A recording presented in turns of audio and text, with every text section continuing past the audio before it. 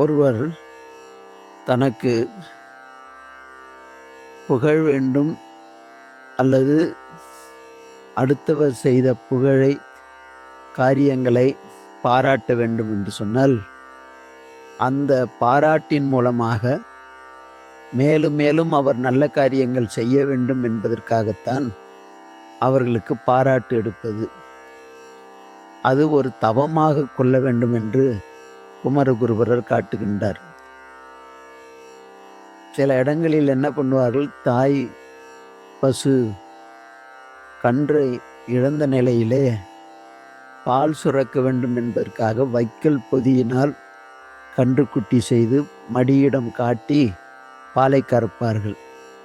முன்பெல்லாம் காற்று tyre பஞ்சராகிவிட்டால் Jackie வைத்து ஏற்றிக்கொண்டே நெட்டை கழட்டுவார்கள். அதே போன்று ஒருவரை பாராட்டுவது என்பது அவரிடமிருந்து மேலும் மேலும் நல்ல காரியங்களை பெற வேண்டும் என்பதற்காக தான் பாராட்டு விழாக்கள் எடுப்பது. அந்த பாராட்டு விழா எடுப்பது என்பதே ஒரு தவமாக கருதி செய்திருக்கிறார்கள். அந்த தவம்தான் பிறரை பாராட்டுவது உயர்த்துகின்ற பண்பாக அமைந்திருக்கிறது என்பதை பிறரால் பெருஞ்சுட்டு வேண்டுவான் யாண்டும் அறவாமே நோற்பது ஒன்று உண்டு, பிறர் பிறர் சீரெல்லாம் தூற்றி சிறுமை புறங்காத்து யார் யாருக்கும் தாட்சி சொல்லல் என்று சொல்கிறார். மறவாமல் நோற்பது ஒன்று உண்டு என்பது அந்த பிறரை பாராட்ட வேண்டும்.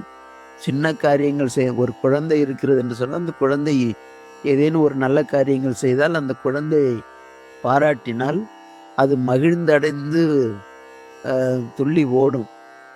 இன்னும் அது போன்ற நல்ல காரியங்களை செய்வதற்கு அதுக்கு ஒரு ஊக்குவிப்பது போன்று.